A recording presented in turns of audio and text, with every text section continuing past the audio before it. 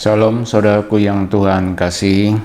Marilah kita memulai aktivitas di pagi ini dengan merenungkan satu kebenaran firman Tuhan dari Kisah Para Rasul 16 ayat 1 sampai 3. Kisah Para Rasul 16 ayat 1 sampai 3. Melalui ayat ini kita akan sama-sama merenungkan satu tema, yaitu orang baik. Saudaraku yang Tuhan kasih, ayat dari firman Tuhan ini mengisahkan bahwa di dalam perjalanan Paulus dalam rangka pelayanan ke Derbe dan Listra, Paulus berjumpa dengan Timotius. Timotius berasal dari keluarga yang baik. Ibunya adalah seorang Yahudi yang percaya kepada Kristus, sedangkan ayahnya adalah seorang Yunani. Sebagai seorang murid Kristus, Timotius dikenal baik oleh orang Listra dan orang Derbe. Timotius juga dikenal oleh karena ketulusan dan kebaikannya. Sebab itu Paulus ingin mengajak Timotius untuk terlibat di dalam pelayanan. Saudaraku yang Tuhan kasih, pelajaran yang dapat kita ambil sangat jelas. Memilih Timotius merupakan resiko yang sangat besar dari Paulus. Paulus berani memilih Timotius dengan segala resiko yang ada. Di dalam firman Tuhan ini dikatakan bahwa ayah dari Timotius adalah orang Yunani.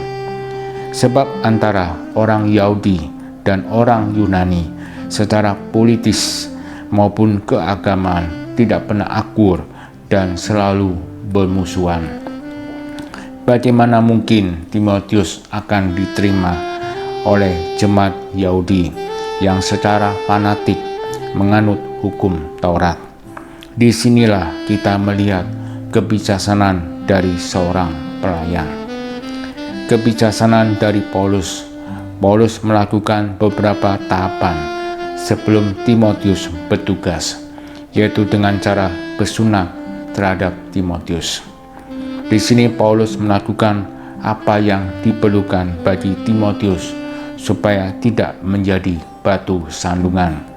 Paulus meminta agar Timotius disunat menurut tradisi Yahudi yang dapat diterima dalam kelompok orang Yahudi, sekaligus diterima oleh kelompok orang Yunani. Hal itu dilakukan bukan untuk kepentingan Paulus, tetapi untuk kepentingan orang banyak. Saudaraku yang Tuhan kasih, pandangan dari firman Tuhan untuk menjadi orang baik adalah ketulusan. Sama seperti Timotius yang tidak berdalih saat Paulus meminta untuk disunat. Tanpa pertimbangan yang panjang, Timotius melakukan dengan ketulusan. Saudaraku yang Tuhan kasih, melalui firman Tuhan di ayat 2, Timotius disebut sebagai orang yang baik. Ada dua faktor orang yang disebut orang baik. Yang pertama, faktor keluarga yang berupa didikan dan teladan. Faktor ini berupa iman yang diterima Timotius dari neneknya, kemudian ibunya, dan akhirnya membentuk pola perilaku Timotius menjadi pribadi yang baik. Faktor kepribadian.